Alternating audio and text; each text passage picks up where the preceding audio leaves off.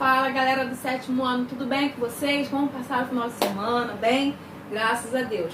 Hoje, dia 22 de março de 2021, segunda-feira, dia da preguiça, expulsa ela, manda ela embora, porque hoje nós iremos ter uma aula de língua portuguesa com este livrinho aqui, ó, o azulzinho, mais grossinho, isso aí. E as páginas de hoje são, preste atenção, 21 e 22. Em seguida, nós iremos para a página 71 a 75. Então, explicando. 21 e 22, nós temos aí um texto, tá? Que nós iremos ler esse texto e logo em seguida resolver os exercícios.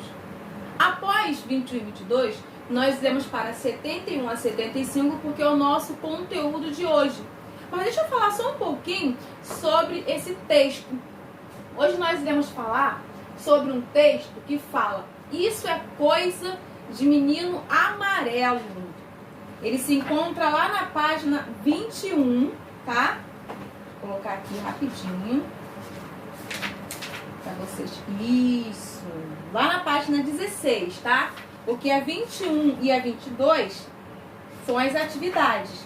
E o texto se encontra na página 16. Isso é coisa de menino amarelo. Gente, é um texto muito legal, tá? É engraçado e passa uma aprendizagem bem legal pra gente. Por quê, professora? Porque o texto, ele vai falar de um menino, não vou dar spoiler não, tá? Mas o texto, ele vai falar de um menino que, devido durante a gestação de sua mãe, tudo que a mãe tinha vontade de comer, o pai ali realizava os desejos dela. Então, automaticamente, ele, quando nasceu, os pais fizeram a mesma coisa, realizavam todos os desejos daquela criança. Então aquela criança que não teve uma educação boa, que foi crescendo sem limites, ela foi se tornando assim uma criança insuportável, difícil de se conviver. Esse menino amarelo. E ele passou a se chamar menino amarelo, que eu não vou falar por causa de um motivo. Vocês irão descobrir esse motivo lendo o texto. Mas depois, ele passou a se chamar menino vermelho, que eu também não vou falar pra vocês, porque é muito legal e vocês irão ter que ler o texto. Mas de uma coisa eu sei, ele conseguiu dar a volta por cima e mudar a sua personalidade, o seu jeito e a respeitar mais as pessoas, tá? E aí ele passou a ser amado perante a sociedade, para vocês verem o comportamento daquela criança. Não era os de casa que não conseguiam ficar perto dele, não. Era a sociedade, os vizinhos, as pessoas, ok? Então vamos lá. O nosso conteúdo de hoje, ele vai falar sobre pronomes e coesão. Muito fácil, por quê? Porque pronomes nós já vimos lá atrás. Já sabemos o que é o pronome. E a coesão também é muito fácil, porque a coesão é algo que nós utilizamos muito ali no nosso dia a dia. Se eu falo assim, ó, eu fui ao mercado, joguei no Flamengo, comi lama, aí você fala assim, não tô entendendo nada, o que ela fez? Ela foi ao mercado, ou ela foi ao jogo do Flamengo, ou ela comeu lama, não tô entendendo nada. Ou seja, a minha frase está sem coesão nenhuma, ok? Então a coesão, ela vai vir ali colocando tudo nos seus devidos lugares para que a frase, o texto, o contexto tenha o que? Entendimento, tenha uma explicação. Então vamos falar um pouquinho agora sobre os pronomes, coisa que nós já vimos lá, mas vamos dar uma pincelada novamente. Porque o que é o pronome? É a palavra que substitui ou acompanha um substantivo. Ah, professor, isso eu já sei. No caso desse substantivo aí, o nome. Isso. Definindo quem? Definindo os limites de significação. Então, se eu falo, a cama quebrou. Aí eu falo assim de novo, a cama era da minha filha. Poxa, para que eu vou repetir a cama 2 vezes? Então, o pronome ele vai vir aí para me ajudar a não repetir aquele substantivo, aquela palavra, aquele nome 2 vezes. A cama quebrou. Ela era da minha filha. Então, esse ela, a pessoa já entende que tá falando de quem? Da cama. Então o pronome ele vai servir para isso, ok? Nos textos, os pronomes desempenham o quê? A função muito importante. Aquilo que eu acabei de falar quase agora, o exemplo que eu acabei de falar. Por quê? Porque esses pronomes aí, eles são uma ferramenta que contribui bastante para a coesão textual. Os pronomes, eles vão ajudar bastante no entendimento do texto. Quando eu falo assim, coesão textual, eu quero falar de um entendimento, de uma explicação, tá? Textual, ou seja, um entendimento do meu texto. E a coesão? Agora é a melhor parte. Porque os pronomes, nós já sabemos assim, de qual é salteado. E a coesão? A coesão também é muito fácil, porque a coesão ela é um recurso textual, um recurso que nós temos aí dentro do texto, tá? Que nos auxilia aonde? Na expressão de nossas ideias, tornando o nosso texto mais claro, mais direto, atraente, explicativo para quem? Para o nosso leitor, para quem está lendo, ou para o nosso ouvinte, para quem está ouvindo, ok? Então vamos lá. O que acontece? Eu tenho aí algumas explicações que vai se voltar para quem? Para o pronome, porque eu já sei que a coesão textual, ela vai ser chata em que sentido? Ela vai ser chata em olhar assim o texto e falar assim, esse texto aí, ó, não está dando para entender. O que você quer falar? Não, apaga, faz de novo. Não, olha só, reescreve ele de novo, porque ó, entendeu? A coesão ela vai vir para isso. E os pronomes, eles vão ajudar aí na coesão. Ou seja, ele vai ajudar onde? Nessa transparência. Os pronomes vão ajudar para que o quê? Para que o texto, para que a coesão textual, ela fique atraente, transparente, explicativa, ok? Então, os pronomes. Trata-se, vamos falar um pouquinho aí ainda da coesão, porque ela vai tratar da ligação, da conexão entre quem? Entre as palavras de um texto. Foi aquilo que eu acabei de falar, por meio de elementos formais. No meu caso aí, por meio dos meus pronomes. E esses elementos vão o quê? Vão assinalar, ou vão assinalarem o vínculo entre seus componentes. Ou seja, entre uma palavra a outra, entre uma frase a outra, ok? Então, vamos voltar para o famoso.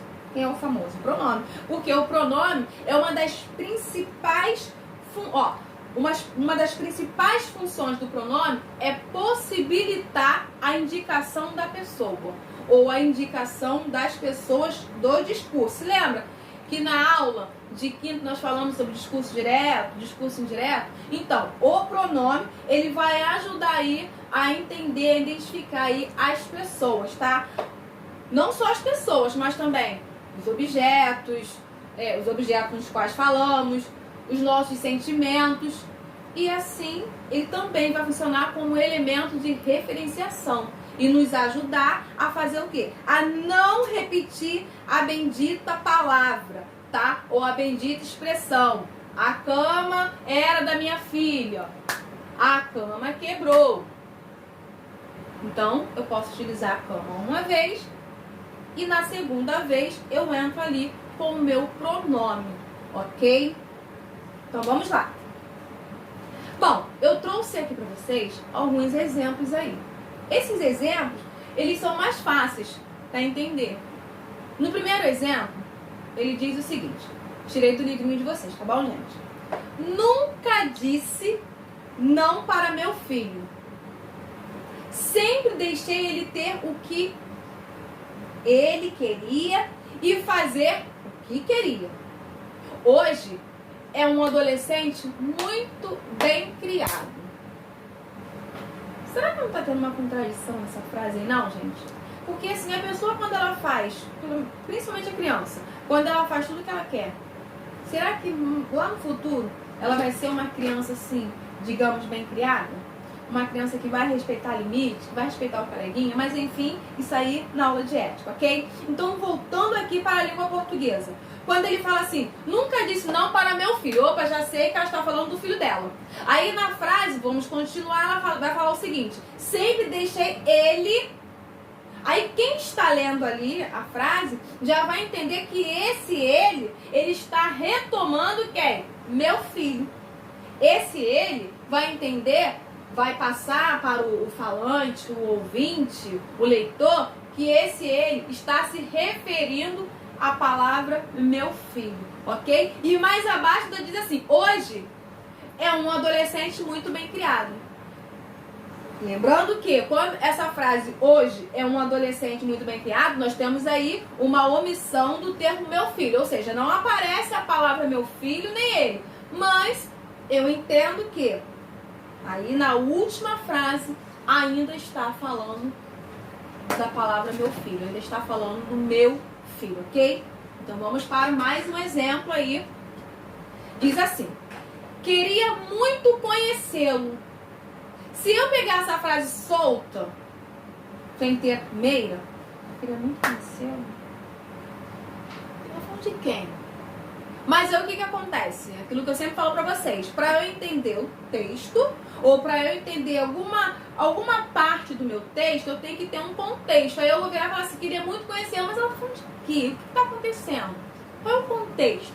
Aí quem está acompanhando a aula da titia Mary Clay vai entender que ainda estou, na frase, eu ainda estou falando do meu filho.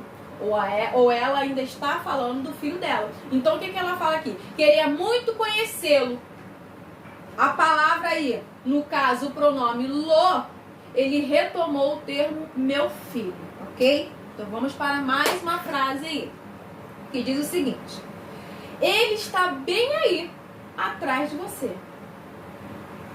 Ele está bem aí, atrás de você. O pronome ele ainda continua se referindo ao termo meu filho, ok? Então o pronome ele vai ajudar muito na coesão textual para não haver repetições de palavras, tá? Para ela não ficar falando meu filho, meu filho, meu filho, meu filho. Ela foi utilizando o quê? Os pronomes, ok, galerinha? Bom, o que acontece? Nós temos aí mais uma que fala assim, agora essa frase que eu vou falar, ela não se encontra no slide, tá? Eu vou inventar uma aqui rapidinho, que fala assim, ó. O cão ficou doente. Por isso, ele foi para o veterinário. Olha aí, utilizei o pronome ele, para não repetir. Por isso, o cão foi ao veterinário. Aí eu iria repetir novamente a palavra, o substantivo cão, o nome cão? Não. Então você já sabe qual é a importância do pronome, tá? Esse pronome aí, ele vai evitar repetições de palavras e que aí, quando eu coloco o pronome nas frases, nos textos, tá? Eu estou colaborando para a minha coesão textual ficar transparente, atraente, explicativa. Ok, galerinha? E agora a nossa aula de hoje ela fica por aqui. Eu quero deixar para vocês um grande beijo e aguardo vocês na nossa próxima aula. Tchau, tchau.